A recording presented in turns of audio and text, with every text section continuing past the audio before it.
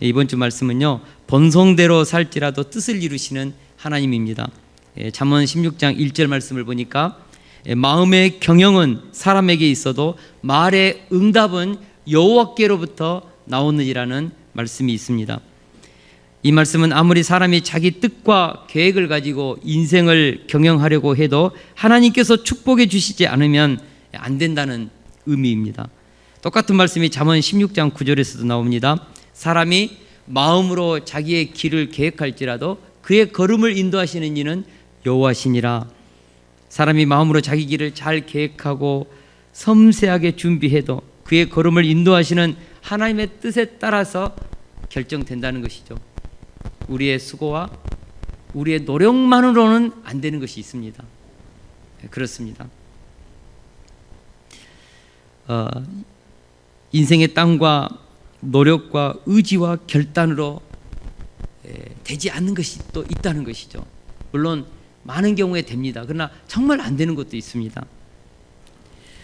인생의 생사복의 주권자 되시는 하나님의 은혜를 받아야, 하나님의 축복을 받아야 정말 막힌 문제가 풀릴 때가 많다는 것입니다. 제가 인생을 살아오면서 내린 결론은 인생을 성공하는 데는 성실함과 부지런함, 그리고 정직함은 필수다. 이건 반드시 있어야 된다는 거죠. 그러나 그것만으로는 되지 않는다. 하나님으로부터 오는 축복을 받아야 한다. 이것이 제가 살아오면서 경험한 제 인생의 나름대로 지론입니다. 교통철학입니다. 우연의 요소가 있습니다. 그러나 그 우연은 하늘에서 오는 하나님의 축복의 손길입니다. 남들이 볼 때는 우연이지만 그 사람은 그 우연을 위해서 기도했고 갈망했고 준비했고 기다렸고 결국 하늘에서 내려오는 그 우연을 오랫동안 기다리면서 예비했기 때문에 기회를 붙잡고 어마어마한 인생의 축복의 문을 여는 그런 사람들이 많다는 것이죠. 인생을 살면서 이 비밀을 알지 못하면 죽도록 고생만 하다가 열매를 맺지 못하고 아무리 노력해도 안 되니까 화가 나고 우울하고 포기하고 그런 인생들이 많다는 것입니다. 이 비밀을 우리가 알아야 합니다. 이 비밀을 아는 사람은 부족하지만 항상 겸손하게 내가 할 수 있는 영역에는 최선을 다하고 할 수 없는 영역에서는 하나님이 하시도록 기도하는 것이죠. 저는 오늘 말씀을 통해서 하나님의 언약 안에 살아가는 사람들 안에 역사하는 이 은밀한 하나님의 축복의 손길을 오늘 말씀을 통하여 볼 수 있기를 주의 이름으로 축원합니다. 영안이 있다면 오늘 말씀을 통해서 보이지 아니하시는 그 하나님의 전능하신 그 섭리, 그것이 느껴지기를 주의 이름으로 축원합니다. 불신자들은요, 우연이라고 생각합니다. 우연히 저 사람한테 그런 일이 일어났을 거라고, 저 사람은 참 복도 많다, 하는 일마다 잘 된다, 우연이라고 생각하죠. 그러나 우리가 알아야 한다는 것이죠. 영적 세계를 조금이라도 아는 사람은 하나님이 할 수 있는 영역이 있고 사람이 아무리 노력해도 할 수 없는 영역이 있다는 것이죠. 분명히 말씀드리지만 하나님이 인생의 생사화복의 주권자이시고 역사의 주인이시며 모든 삶의 의미를 만들어 가시는 선한 목적의 완성자라는 것입니다. 그러므로 불신자들이 우연으로 보이는 것 같지만 사실은 그것은 필연이고 하나님 앞에 믿음으로 기도로 준비한 그런 하나님의 선물이라는 것이죠. 심지어 인간의 실수와 허물 속에서도 하나님의 뜻은 변함없이 선하게 완성된다는 것입니다. 우리는 생각하기를 하나님의 계획은 항상 깨끗하고 준비되고 흠이 없는 그런 사람들을 통해서 하나님의 계획이 성취되어 가는 것 같습니다. 그러나 제가 성경을 연구해 보니까 그렇지 않습니다. 하나님의 뜻은요, 허물 많고 부족하고 연약하고 심지어는 더럽고 사람들이 볼 때는 어떻게 저런 사람을 하나님이 쓰시는가, 그럴지라도 하나님은 섭리 안에서 그런 사람도 쓰실 수 있다는 것입니다. 오늘 본문이 그렇습니다. 하나님이 일하시는 방법이요, 우리의 생각을 초월합니다. 더러운 사람을 통해서 시기와 질투와 투기 속에서도 하나님은 자신의 약속을 성취하고 있는 것이 오늘 본문입니다. 하나님께서 12지파 아브라함에게 약속했던 그 천하 만민에게 복을 주는 큰 민족을 하나님께서 만들어내시겠다고 약속하셨는데 그 약속을 하나님께서 오늘 인간들의 실수와 허물을 통해서 만들어가고 계시다는 것이죠. 오늘 말씀을 통하여서 사람은 죄악된 본성대로 살지라도 변함없이 자신의 뜻을 이루어 가시는 그 하나님에 대해서 우리 함께 배우고자 합니다. 우리 29장 31절에서 35절까지는요 레아를 긍휼히 여기시는 공평하신 하나님에 대한 이야기입니다. 우리 31절을 같이 한번 읽겠습니다. 31절 말씀 시작.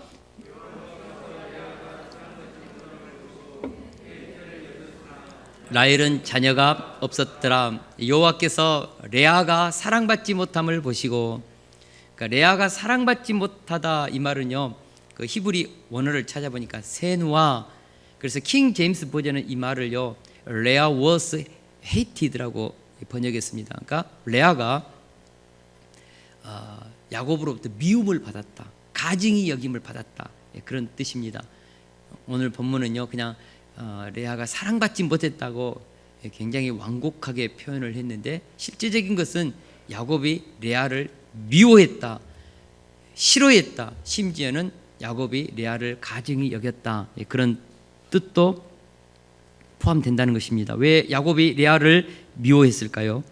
라헬을 위해서 7년 동안 열심히 일하고 수일과 같이 그렇게 행복하게 일했는데 어느 날 신혼 첫날 밤에 라헬이 아니라 레아가 들어온 거죠. 레아를 보면 아버지 라반과 작당해가지고 자기 인생길을 막았다. 야곱은 레아를 그렇게 생각한 것이죠. 그래서 자기가 전혀 생각하지 않았던 7년의 또 다른 7년을 봉사할 때 레아를 보면은 막 야곱은 화가 나는 거예요. 저 여자 때문에 내가 7년을 더 무보수로 또 일하게 됐다. 그래서 야곱은 레아에 대한 마음의 문을 열지 않고 늘 레아에 대해서 그렇게 참 싸늘하게 대했다, 그런 뜻입니다. 오늘 본문을 읽어보면 레아는요 야곱으로부터 사랑받는 것을 얼마나 갈구했는지 모릅니다. 뭐 자기가 뭐 야곱에게 무슨 속이려고 그런 것이 아니라 아버지가 들어가라고 하니까 들어갔고, 뭐 물론 야곱에 대한 짝사랑도 있었지만은 그렇다고 같이 이제 아내가 되었는데 자신에 대해서 그렇게 따뜻한 눈길을 보내지 않는 남편 야곱에 대한 서운한 마음, 그리고 그 남편에 대한 사랑받고 싶은 마음이 간절했다는 것이죠. 그런데 오늘 전체를 읽어보니까요 끝까지 레아는 남편 야곱으로부터 사랑받지 못했습니다. 30장 20절에 보니까요 6째 아들을 낳았는데 그의 이름이 스불론입니다. 스불론의 뜻은 내가 남편에게 6 아들을 낳았으니 이제는 그가 나와 함께 살리라. 다시 말하면 6째 아들을 낳을 때까지도 여전히 남편 야곱과 연합하지 못하고 마음을 같이 일심동체로 살지 못했다는 것입니다. 32절을 보면 레아가 임신하여 아들을 낳고 그 이름을 루벤이라 지었습니다. 루벤, 야곱의 첫째 아들이죠. 장남. 내가 아들을 낳았다, 그 뜻입니다. 루벤, 여호와께서 나의 괴로움을 돌보셨으니 이제는 내 남편이 나를 사랑하리로다. 아들을 낳았기 때문에 이런 마음으로 루벤이라는 이름을 내가 아들을 낳았다라고 지었습니다. 그 마음속에는요 이제는 남편이 나를 사랑해 줄 것이다 그랬는데 사랑받지 못했습니다. 왜냐하면 둘째를 임신하고 또 아들을 낳았는데 그의 이름이 시므온, 들으심이라는 뜻입니다. 이것은 여호와께서 내가 사랑받지 못함을 들으셨으므로 내게 이 아들도 주셨다. 둘째도 사랑받지 못해서 여전히 첫째 아들을 낳았음에도 불구하고 남편이 레아에 대해서 따뜻한 손길을 주지 않는 것을 알고 이제 둘째 아들을 낳았어요. 이제는 내 이 남편에게 사랑받지 못한 이 슬픔을 들으셨고 이제 남편이 나를 사랑할 것이다. 남편이 사랑했습니까? 여전히 사랑하지 않았습니다. 결국 세 번째를 낳고서 그의 아들 이름을 레이라고 지었는데 내 남편이 지금부터는 나와 연합하리로다. 다시 말하면 이제는 셋째를 낳았으니까 이제는 나에게 좀 남편께서 나에게 마음을 줄 것이다. 이제는 연합할 것이다. 이제는 남편이 나에게 좀 따뜻한 눈길도 좀 줄 것이다. 따뜻한 마음을 좀 줄 것이다. 그랬는데 셋째를 낳고도 야곱이요 레아를 사랑하지 않았습니다. 셋째를 낳았고 산후조리할 때도 여보 힘들었지, 고생했지, 말 한마디 안 했다는 것이죠. 야곱이 라헬을 차가운 눈으로 여전히 바라보았다는 것입니다. 따뜻한 말 한마디 듣지 못하고 정말 레아의 마음은 슬프고 눈물이 나는 것이죠. 마침내 레아가 넷째 아들을 낳았습니다. 넷째 아들의 이름은 무엇입니까? 유다죠. 유다. 우리 35절을 같이 한번 읽겠습니다. 시작. 그가 또 임신하여 아들을 낳고 이르되 내가 이제는 여호와를 찬송하리로다 하고 이로 말미암아 그가 그의 이름을 유다라 하였고 그의 출산이 멈추었더라. 마침내 레아가 넷째 아들을 낳으면서 여호와를 찬송하리로다라고 찬양했습니다. 이것이 무슨 의미입니까? 이제는 내가 사람을 보지 않고 하나님만을 바라보겠습니다. 넷째 유다를 낳으면서 자신의 인생을 위로해 주시는 하나님께 감사하고 있습니다. 남편에게 위로받지 못했던 그 위로에 대해서 이제는 하나님께로부터 나는 위로를 받겠습니다. 남편에게 사랑을 받지 못했던 이 레아가 넷째 유다를 낳고 나서는 이제는 하나님만을 찬송합니다. 남편은 비록 자신을 미워하고 따뜻한 눈길 한번 주지 않았지만 하나님은 자신을 긍휼히 여겨주시고 사랑해 주셨다는 것입니다. 마침내 남편으로부터 사랑받지 못한 슬픔과 억울함과 서러움을 신앙의 힘으로 이겨낸 것입니다. 레아는 마침내 하란에서 섬겼던 이방의 신을 버리고 남편이 섬겼던 그 하나님, 천지를 주재하시는 그 하나님을 이 남편으로부터 사랑받지 못했던 이 사건을 통하여서 하나님께 기도했고 그 기도를 들으시는 것을 통하여서 레아는 남편과 연합하지 못했지만 하나님과 연합했다는 것입니다. 남편하고 일심동체를 이루지 못했지만 하나님과 마음을 통하는 신앙의 깊은 영적 세계 속으로 들어가서 하나님과 마음이 통하는 사이가 되어 갔다는 것입니다. 그렇습니다. 레아는 자신의 연약함과 슬픔을 통해서 자신의 인생 가운데 찾아오신 하나님을 만났습니다. 바로 공평하신 하나님의 사랑을 경험한 것이죠. 하나님은 레아가 남편의 사랑을 받지 못함을 보시고 그의 태를 여셨다고 했습니다. 반면에 남편의 사랑을 듬뿍 받고 있던 라헬의 태문은 열어주지 않았습니다. 이렇게 해서 레아를 위로해 주시고 레아의 슬픔의 눈물을 닦아주셨던 것이죠. 하나님은 공평한 분이십니다. 할렐루야. 레아처럼 가난한 자, 눌린 자, 버림받고 억울함을 당하고 상처 입은 자들의 눈물을 보시는 분이시죠. 그리고 그들의 눈물을 닦아주시고 그들의 상처를 치료해 주시는, 그들의 억울함을 풀어주시는 분이 우리 하나님이십니다. 반대로 라헬처럼 가진 자, 높은 자, 세상의 풍요로움을 누리는 자들에게는 다른 부분에서는 곤란을 당하게 하시고 결핍을 느끼게 하심으로써 이렇게 해서 그들이 자신의 인생의 뜻대로 되지 않음을 알고 하나님을 찾아오도록 만드시는 하나님. 우리가 성경을 읽어보면요, 레아는요 알력이 좋지 못했다. 그러니까 남자들에게 끄는 매력이 없었다, 그런 뜻입니다. 야곱이 라헬을 봤을 때는 라헬은요 굉장히 매력적이어서 남자들의 마음을 이렇게 확 당길 수 있는 어떤 여성으로서의 그런 매력, 얼굴도 예뻤고 그런 것이 있었습니다. 무엇보다도 자기 아버지의 양을 누가 쳤습니까? 라헬이 쳤습니다. 양치기를 했다고요. 레아는요 집에 있었습니다. 왜 그랬을까요? 라헬이 훨씬 더 사회적이고 활동적이고 능력 있고 그 가정에서 아버지의 일을 도울 수 있는 인간적인 조건을 갖췄다는 것이죠. 실력을 갖췄다는 것이죠. 모든 부분에서 라헬이요 레아보다 나았습니다. 인간적인 조건에서, 얼굴에서, 실력에서. 반면에 레아는 뭔가 좀 부족해요. 2% 부족해요. 집에서도 라헬과 비교하면 열등해요. 근데 영적인 역사에서 보면 하나님은 라헬을 인류의 구속사의 그런 믿음의 어미로 삼지 않고 레아를 삼았습니다. 이게 놀랍죠. 야곱은 라헬을 사랑하고 라헬을 통하여서 믿음의 가정, 하나님의 구속사를 이루는 것을 이루고자 했지만 하나님은 라헬이 아니라 레아였다고요. 왜 그랬을까요?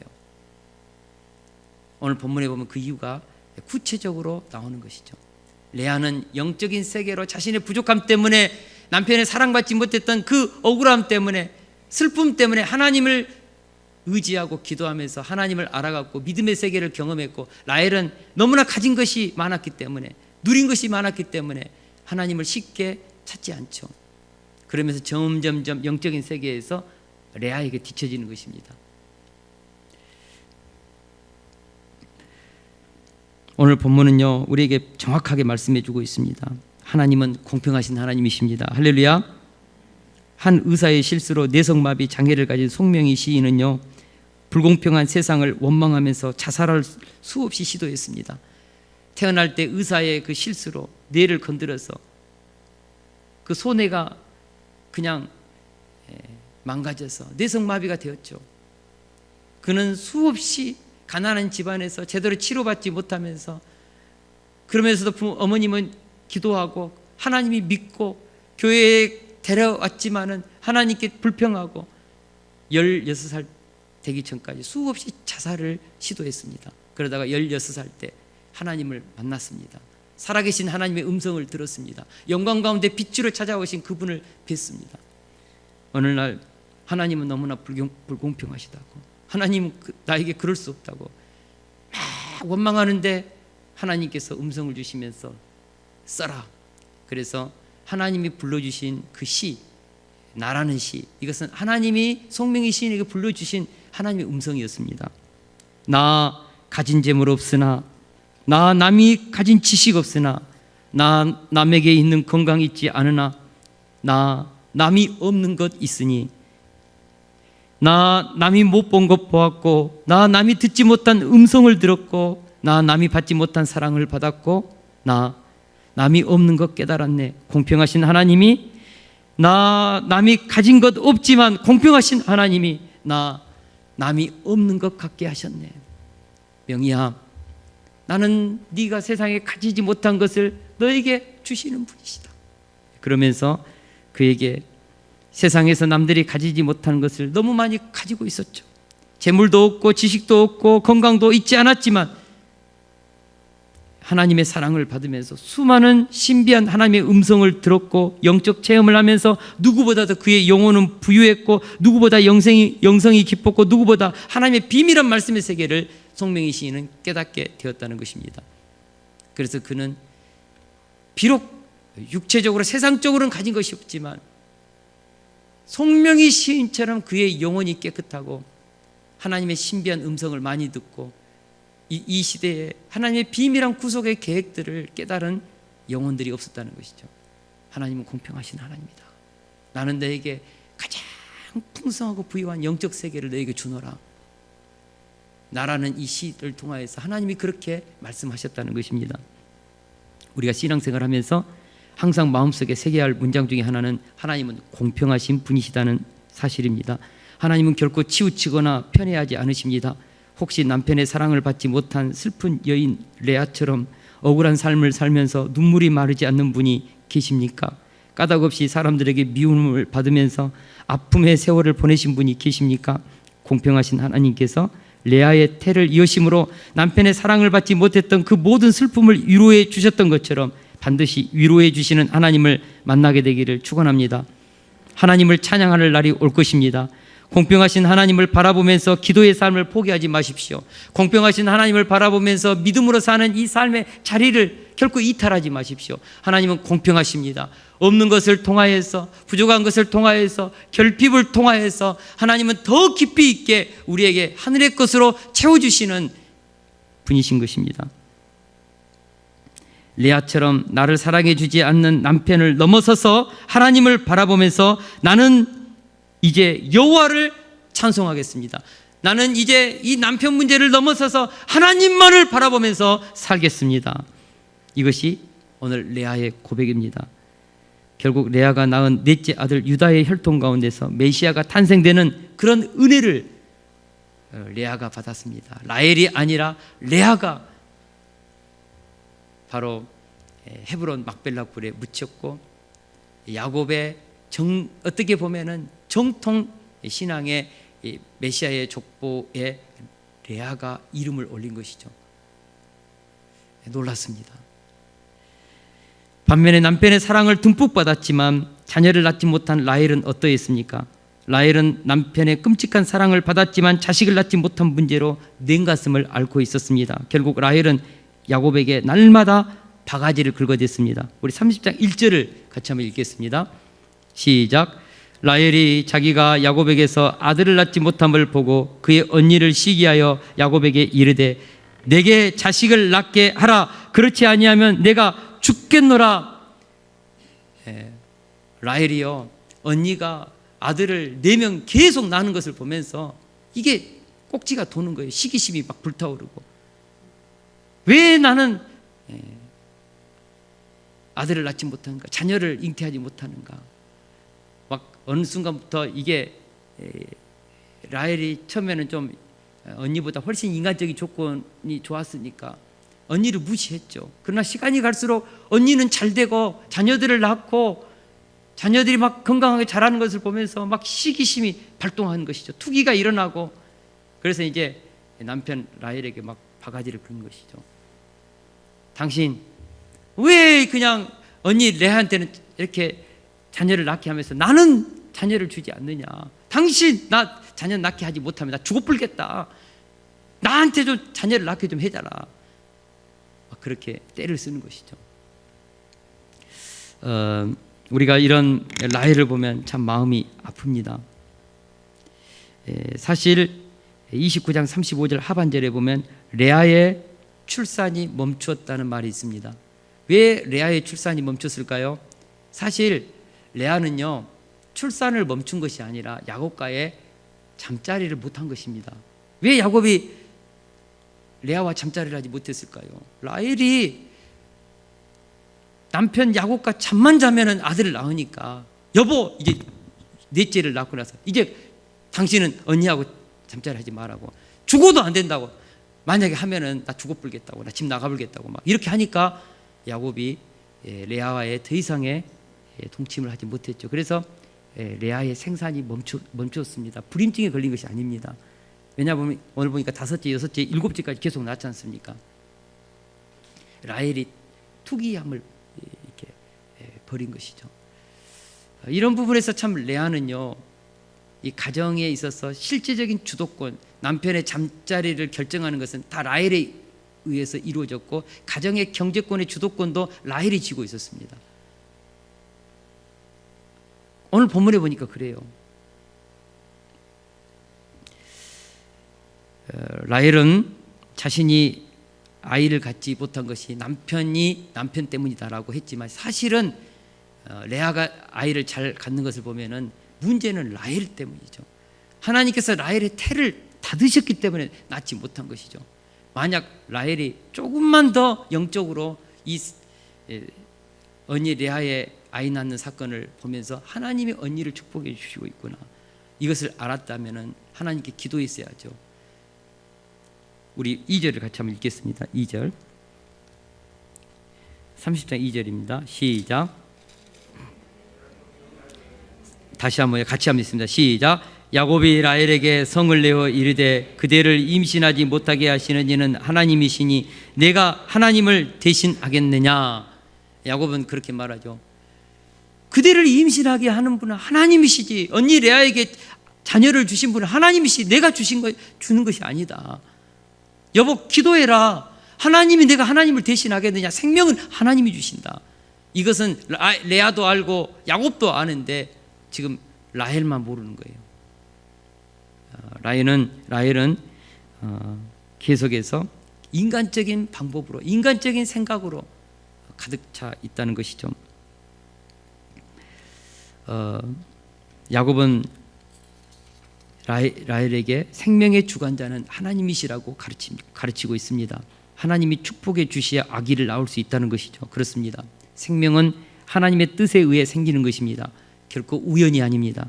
세상에 태어난 모든 사람은 결코 우연이나 사고로 빚어진 결과가 아니라는 것을 우리가 알아야 합니다. 하나님의 놀라운 계획과 섭리에 의해서 이 세상에 태어난 하나님의 작품들이 바로 우리의 인생이죠. 우리의 존재, 우리의 생명입니다.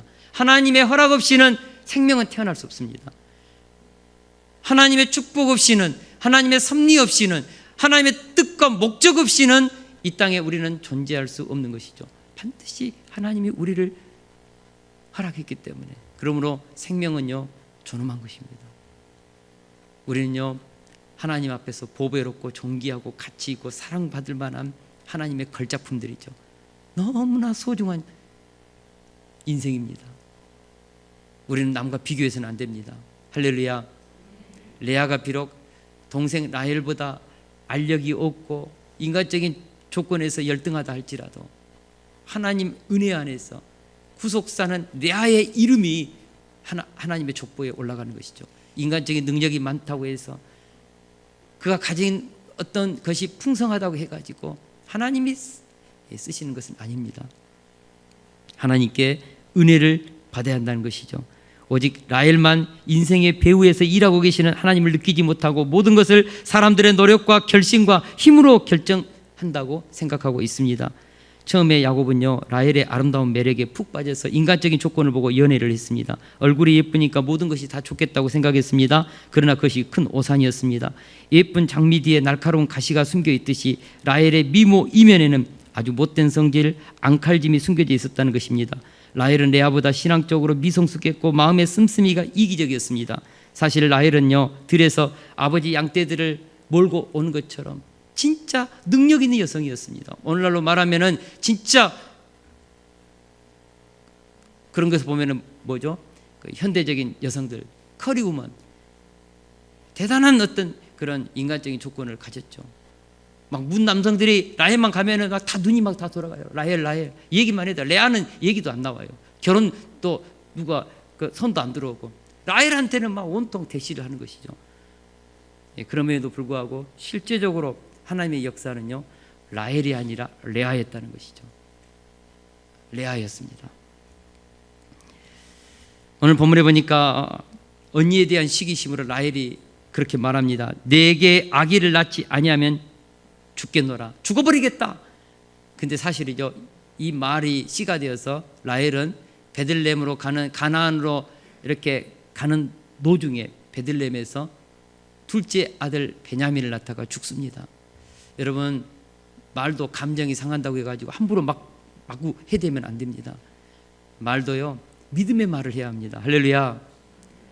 라헬은 정말 막벨라 굴에 묻히지 못하고 남편 야곱으로부터 사랑을 많이 받았지만 결국 그는 둘째 아들을 낳다가 길가에서 죽는 4명의 그 야곱의 아내 중에서 가장 먼저 생을 마치는 참 그런 불행한 인생을 살게 되었다는 것이죠. 무엇보다도 그의 고향으로 돌아갈 때 그의 아버지 집에 있는 우상 드라빔을 정말 가차없이 훔치는 일까지도 범했다는 것이죠. 이런 것을 보면 라헬은 영적 세계 속에 깊이 있게는 들어가지 못했습니다. 드라빔을 훔쳤다는 것은 우상을 여전히 붙들고 있었다는 것이죠. 이런 부분에서 레아는 비록 매력도 없었고 인간적인 조건도 좀 부족했지만 하나님을 더 깊이 의지하는 믿음이 더 성숙했다는 것이죠. 하나님 바로 그 중심을 보시고 레아를 구속사의 그런 어미로 택하여 쓰셨습니다. 라헬은 여러 부분에서 영적으로 미숙했습니다. 결국 라헬은 투기하여서 자신의 시녀인 비라를 남편에게 첩으로 주어 자식을 낳고자 하는데 이르게 됩니다. 고대사의 여종은 주인의 재산이었습니다. 그들에게 어떤 권리도 고난도 없이 남종보다도 훨씬 더 불행한 삶을 살았습니다. 하갈처럼 주인과 결혼을 했을지라도 여주인이 그를 해방시키지 않으면 여전히 노예 상태일 수밖에 없죠. 그래서 그런데 레아의 투기로 시녀 비라가 야곱과 동침함으로 주인의 아기를 낳는 행운을 얻었다는 것입니다. 결국 비라는 야곱의 두 아들 단과 납달리를 여종 비라를 통하여 얻었습니다. 단의 이름이 무엇인 줄 아십니까? 하나님이 나의 호소를 들으시고 나의 억울함을 풀어주셨다는 뜻입니다. 그러나 이것은 실제적으로 하나님을 깊이 있게 만났던 것이 아닙니다. 왜냐하면 둘째 이름이 납달리인데 납달리는 뭡니까? 내가 언니와의 경쟁에서 이겼다는 것이죠. 한번 스코어를 보면요, 레아는 4명의 아들이고 라헬은요 자기 여종 비라를 통하여 2명의 아들밖에 낳지 못해서 4대2입니다. 4대2. 레아가 스코어로 보면은 지금 이미 승기를 잡고 있죠. 그럼에도 불구하고 여종 비라를 통해서 2명 낳고 나서 내가 이겼다라고 억지를 쓰고 있는 라헬의 모습을 우리는 보게 되는 것이죠. 동생 라헬이요, 감정적으로 나오니까요, 레아도 그냥 이때는 그냥 막 들이받은 것 같아요. 그래? 네가 나하고 한번 해보자고. 그래, 뭐 나한테는 여종이 없는 줄 아냐?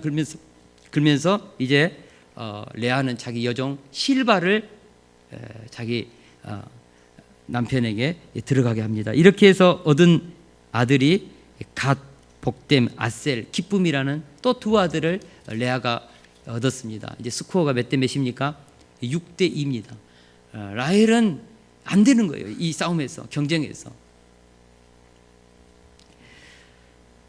그런데 여기서 놀라운 것은 라헬과 레아의 시기심의 싸움이 2 여종 비라와 실바의 신분이 바뀌는 행운을 얻게 되었다는 것입니다. 비라와 실바가 여종의 신분에서 이스라엘 12지파의 어머니가 되는 축복을 받게 되었다는 것입니다. 와, 이 비라와 실바라는 이 여종의 인생, 눈물 많은 인생이죠. 그러나 야곱이라는 하나님의 택함 받은 그 구속사에 하나님의 축복이 있는 그 가정의 여종이 돼가지고 이제는 자녀들까지 낳아서 하나님의 구속사의 12지파의 믿음의 어미가 되는 축복을 비라와 실바가 얻은 것이죠. 하나님은요, 그렇게 비참하고 천한 사람들을 통하여서도 하나님의 구속사 속에서 그들의 인생을 높일 수 있다는 것이죠. 한나는 이 하나님에 대해서 이렇게 고백했습니다. 여호와는 가난하게도 하시고 부하게도 하시며 낮추기도 하시고 높이기도 하시는도다. 가난한 자를 진토에서 일으키시며 빈궁한 자를 거름더미에서 올리사 귀족들과 함께 앉게 하시며 영광의 자리를 차지하게 하시는도다. 하나님은 천하고 가난한 여종 비라와 실바를 높이시고 영광스러운 하나님의 구속사의 12지파의 어미의 삶으로 축복해 주셨다는 것은 오늘 우리들에게 무엇을 말해줍니까? 우리들의 삶도 충분히 그렇게 할 수 있다는 것입니다. 약한 자를 강하게 하시고 가난한 자를 부하게 하시고 빈궁한 자를 거름더미에서 올리사 귀족들과 함께 앉게 하실 수 있는 분이 우리 하나님이십니다. 우리가 먼저 그의 나라와 그의 의를 구하면서 하나님이 원하시고 기뻐하시는 그 구속사에 우리 인생에 닷을 내리면, 성령이 역사하시는 그곳에 내 인생을 그곳에 두면, 하나님이 일하시는 그곳에 내 삶을 두면, 하나님은요, 다른 사람들이 볼 때는 지지리도 부족하고 연약하지만 그들의 인생을 통하여서 하나님의 나라를 세우고 하나님의 영광을 드러내고 남들이 정말 무시하는 별 볼 일 없는 사람들을 하나님의 구속사의 명문 가정도 되게 하시고 하나님의 나라의 놀라운 그런 이름으로 하나님께서 그렇게 축복해 주신다는 것이죠. 저는 이것이요, 기복신앙으로 비춰지지 않기를 바랍니다. 원래 인간 존재 자체가요, 다 하나님의 형상을 가진 존귀하고 보배롭고 가치 있고 사랑받을 만한 하나님의 걸작품들이기 때문에 존재하는 것 자체가, 인간으로서 존재하는 것 자체가 우리는 최고의 하나님의 영광의 모습들이죠. 인류가 타락해서 계급이 생기고 빈부의 격차가 생겼지, 인간 그 자체가 다 존엄한 것이죠. 그래서 하나님을 만나면, 하나님의 구속사 속에 들어오면 누구든지 하나님의 은혜의 손길 안에서 우리는 존귀하고 보배로운 그런 인생이 될 수 있다는 것이죠. 그 당시 고대사의 비라와 실바는요, 정말 눈물을 흘릴 수밖에 없는 천대받은 여종의 인생이었지만 야곱이라는 그 가문에 들어와서 하나님의 구속사의 12지파와 성경에 자기 이름을 올리는 영광스러운 이름이 된 것이 바로 하나님의 구속사에 선택받은 자들의 인생입니다. 할렐루야. 우리가 성경을 읽어보면요, 예수님이 오시는 족보에 4명의 여성의 이름이 있습니다. 특별히 그 4명의 여성들 중에는 하나같이 부족한 사람들이죠. 첫 번째가 뭐죠? 가나안 여인 유다의 며느리 다말. 그는 시아버지와 그냥 어떻게 하다 보니까 동침을 했고 아기를 낳았죠. 가나안 여인입니다. 다말. 또 한 명이 있죠. 기생 라합. 여리고성의 기생 라합. 그도 예수님의 조상으로서의 이름을 올렸습니다. 또 한 사람이 있죠. 누구죠? 모압 여인 룻. 이스라엘 총호에 영원히 들어오지 못한 저주받은 민족의 여인, 모압 여인 룻. 그러나 룻도 하나님의 영광스러운 구속사의 족보에 자기 이름을 올렸죠. 또 한 사람이 있습니다. 다윗과 분류를 가졌던 밧세바. 하나님은 그런 밧세바도 하나님이 쓰시고 솔로몬을 낳게 해서 예수님이 오시는 그 길을 밧세바 인생을 사용했다는 것이죠. 여러분, 하나님은요 부족하고 허물 많고 다른 사람이 볼 때는 참 어떻게 보면은 연약하지만 더럽지만 그들을 통해서도 하나님은 일하실 수 있고 하나님의 나라를 세울 수 있다는 것입니다. 할렐루야. 14절에서요 21절까지는 합한채 사건을 통해서 또다시 벌어지는 레아와 라헬 간의 자식 낳기 경쟁 사건을 다루고 있습니다. 어느 날 레아의 아들 루벤이요 합한채를 구해왔습니다. 합한채는 임신 촉진제고 오늘날로 말하면 약간 이런 그 마취 효과도 가지고 있는 남성의 정력제로도 사용되는 굉장히 귀한 식물입니다. 근데 루벤이 그 합한채를 어디서 그 귀한 오늘 같은 삼상과 같은 이 합한채를 구해왔어요. 그리고 어머니 레아에게 주는 것이죠. 아마도 레아와 작은 엄마 사이에 그 아기 낳기 경쟁이 얼마나 치열하는지 자식들도 다 알지요. 그래서 엄마 이거 먹고 작은 엄마부터 이기라고 루벤이 갖다 준 것이죠. 근데 이것을 누가 봤습니까? 라헬이 탁 본 거예요. 그래서 라헬이 눈을 착 치켜들고 언니 합한채 내놔. 네가 그렇게 남편을 네가 거의 소유하면서 이것까지 내놓으라고 하냐 이 나쁜 막 그러면서 막 했겠죠. 그러니까 이제 라헬이 굉장히 좋은 제안을 합니다. 내가 오늘 밤 내 남편을 언니에게 동침하도록 해줄게. 합한채 놔둬. 그래서 레아가 좋아. 아마 그때까지 한 번도 레아는 남편과 동침을 못했죠. 유다를 낳고 난 이후에. 그래서 결국 라헬이 승인해주고 허락이 떨어지니까 이제 그날 밤 레아가 남편과 잠자리를 가지게 된 것이죠. 우리 16절을 우리 같이 한번 보겠습니다. 16절 말씀 시작. 라반에게 죄송합니다. 16절 시작. 저물 때에 야곱이 들에서 돌아오매 레아가 나와서 그를 영접하며 이르되 내게로 돌아오라. 내가 내 아들의 합한채로 당신을 샀노라. 그 밤에 야곱과 그와 동침하였더라. 야곱이요 들에서 딱 오니까요 레아가 그날따라 탁 앞길을 가로막고 당당하게 말하는 것입니다. 오늘 내가 합한채로 내 아들의 합한채로 당신을 샀노라. 오늘은 나와 함께 동침해야 한다. 그러니까 야곱이 어떻게 생각했겠습니까? 내가 팔렸구나. 그러니까 야곱은요 보니까는 거의 아내들에 의해서 자기의 어떤 그 침실이 결정되는 그 자기 의지로 할 수 있는 일이 없죠. 어떻게 보면 야곱은 아내들 사이에서 사고 팔리는 신세가 된 것입니다. 야곱은 원래 그런 사람이 아니었습니다. 과거에 에서에게서 장자의 명분을 사고 팔던 야곱이 아닙니까? 그러나 이제는 아내들에게 사고 팔리는 신세가 된 것이죠. 하나님께서 야곱을 그렇게 다루면서 그의 그 모든 부분들을 깨뜨리면서 하나님께서 야곱을 하나님의 사람으로 빚어내는 그런 훈련이었던 것입니다. 하나님은 이렇게 해서 야곱의 인생을 철저히 하나님 앞에 서도록 만들었습니다. 중요한 것은 라헬은 합한채까지 먹었지만 여전히 아이가 없었습니다. 반면에 레아는 이사갈과 스불론과 나중에는 7번째로 딸 디나까지 연속으로 3명의 자녀를 또 낳아버렸습니다. 제가 상상해 봅니다. 다섯째 아들을 낳고 나서 좀 야곱이 이제는 레아를 좀 긍휼히 여겼던 것 같아요. 그래서 레아하고도 이렇게 같이 침실을 쓰면서 5째, 6째, 7째 자녀까지 이제 계속 낳는 것이죠. 근데 문제는요, 합한째까지 먹었음에도 불구하고 라헬은 자녀가 생기지 않는 것입니다. 합한째까지 먹었음에도 불구하고 라헬은 자기가 할 수 있는 모든 인간적인 방법을 다 동원했음에도 불구하고 자녀를 낳지 못한다. 라헬은요 지금까지요 그는 자신의 노력으로 힘으로 얻을 수 있는 것을 다 얻었습니다. 그러나 자녀 문제만큼은 안 되는 거예요. 자기의 힘과 노력과 의지의 영역 밖에 있는 것이죠. 하나님이 허락해 줘야만 된다는 것이죠. 오늘 본문에 보니까요 라헬이 언니 레아가 5째, 6째, 심지어는 7째 딸을 낳는 동안 더 이상 이제는 언니하고 경쟁하는 것을 포기합니다.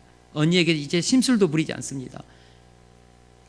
이 분야에서는 자기는 언니에게 따라갈 수 없는 그런 영역이 있다는 것을 인정하고, 이때부터 라헬이 뭐 했습니까? 기도한 것이죠. 하나님을 붙잡은 것이죠. 자기의 욕심을 내려놓았습니다. 시기심도 내려놓았습니다. 하나님, 저에게도 좀 자녀 좀 주세요. 하나님, 저를 좀 불쌍히 여겨주십시오. 하나님, 저도 아이를 갖고 싶어요. 라헬이 그때부터 하나님 앞에 무릎을 꿇었다는 것입니다.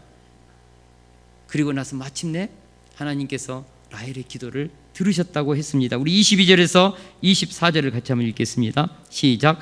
하나님이 라헬을 생각하신지라 하나님이 그의 소원을 들으시고 그의 태를 여셨으므로 그가 임신하여 아들을 낳고 이르되 하나님이 내 부끄러움을 씻으셨다 하고 그 이름을 요셉이라 하니 여호와는 다시 다른 아들을 내게 더하시기를 원하노라. 하나님이 라헬을 생각했습니다. 하나님이 라헬을 미워한 것이 아닙니다. 여종 실바와 비라에게도 자녀를 준 하나님께서 라헬을 미워했겠습니까? 야곱의 집안의 가문에 들어온 그 라헬을 미워했겠냐고요? 그럴 수 없습니다. 하나님께서 라헬을 기다리신 것이죠. 라헬이 너무나 많은 인간적인 조건을 가졌기 때문에 하나님을 찾지 않으니까 라헬의 태를 닫아서 그의 마음을 낮추시고 겸손케 하고 인간의 노력과 땀과 힘으로도 되지 않는다는 것이 있다는 것을 가르쳐주면서 하나님을 찾게 해서 하나님 앞에 기도하게 해서 하나님께 무릎을 꿇게 해서 마침내 하나님은 라헬을 만나주신 것이죠. 하나님께서 라헬을 생각하셨다, 하나님께서 라헬의 기도를 들으셨다, 그 뜻입니다. 마침내 라헬이요 하나님을 만났습니다.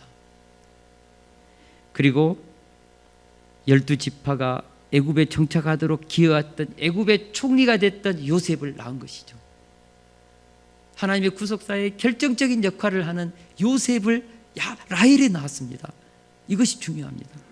오늘 본문의 이야기를 읽다 보면요, 우리는 어느 누구에게도 배울 만한 점이 없다는 것을 보게 됩니다. 온통 남편을 차지하려는 여인들의 질투심, 아이를 낳기 위해서 경쟁하는 이야기들 뿐입니다. 야곱도 레아도 라헬도 여종들도 다 본능대로 감정대로 반응하면서 살고 있음을 보게 됩니다. 그러나 인간은 본능대로 살지라도 하나님은 계획하시고 뜻하신 것들을 성취해내고 계심을 보게 됩니다. 창세기 12장 2절, 하나님은 아브라함을 부르실 때 내가 너로 큰 민족을 이루고 내게 복을 주어 내 이름을 창대케 하리니 너는 복이 될지라고 했습니다. 큰 민족을 이루겠다고 분명한 약속을 하셨습니다. 그러나 아브라함의 전 인생을 놓고 계산해 볼 때 100년의 인생 동안 하나님을 만나고 난 그 이후 동안 아브라함은 한 명의 자녀를 낳았죠. 이삭. 그리고 이삭은 그의 전 인생 동안 185세 동안 누굴 낳았습니까? 에서와 야곱 2명밖에 못 낳았죠. 성경을 읽다 보면 하나님 큰 민족을 이루어지겠다면서 이렇게 해가지고 어떻게 지금 하나님의 나라가 세워지겠습니까? 근데 야곱 때에 가가지고는 갑자기 바다나람 20년 동안 4명의 아내로부터 12지파가 만들어지는 것이죠. 그리고 이 12지파가 애굽에 내려가서 하늘의 허다한 별과 같이 바다의 모래와 같은 많은 별과 같은 후손들을 낳게 되는 것이죠. 야곱은요 단 한 번도 바다나람에서 이런 아내들과의 본능대로 정말 살면 어떻게 보면은 성경에 무슨 이런 내용이 다 있대, 소설에도 나오지 않은 이야기 있지 않았습니까? 좀 민망한 이야기들이 너무 많지 않습니까? 그러나 이런 상황 속에서도 인간들의 본능과 시기와 질투심, 투기, 욕망, 이런 속에서 상황 속에서도 하나님은 12지파라는 아브라함에게 약속하셨던 큰 민족을 이루는 12지파를 형성시켜 냈다는 것이죠. 이것이 너무나 중요합니다. 사람들은 하나님의 뜻과 계획은 완전한 사람, 성품이 좋은 사람, 착하고 깨끗한 사람을 통해서 이루어진다고 생각합니다. 그러나 성경을 읽어보면 시궁창같이 더럽고 추한 사람을 통해서도 하나님은 일하고 계시다는 것을 깨닫게 됩니다. 제가 오늘 본문을 통하여서 깊이 있게 느낀 것 중에 하나는 바로 그것입니다. 하나님은 부족한 사람을 통해서도 일하실 수 있다.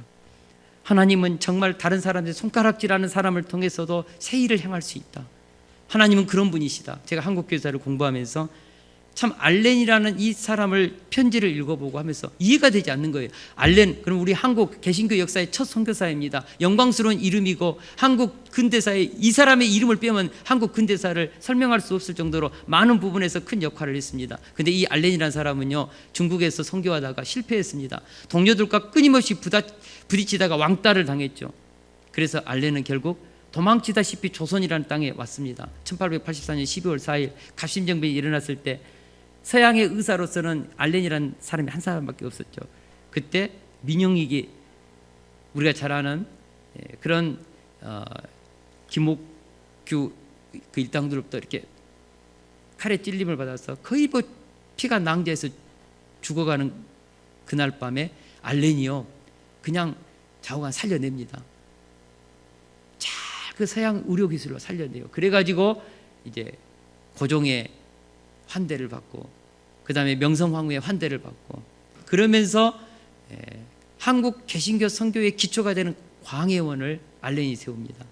근데요 알렌은요 끝까지 게을러 가지고 한국어를 하지 못했습니다. 영어만 했습니다.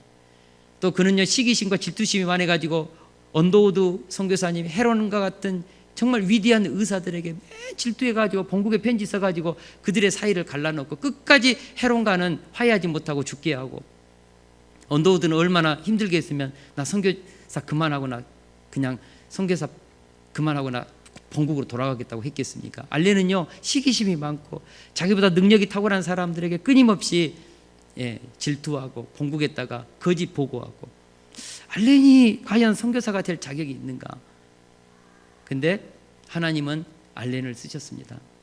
왜 쓰셨을까요? 아무도 없는 첫 갑신정변이 일어나는 그날 밤에 그곳에 알렌이 있었고 의료 기술을 가진 사람이 알렌뿐이었고, 그리고 바로 알렌이 가장 하나님은 적당한 그 장소에 있었다는 것이죠. 그래서 알렌의 인생은요 한국 교회사의 위대한 이름이 된 것이죠.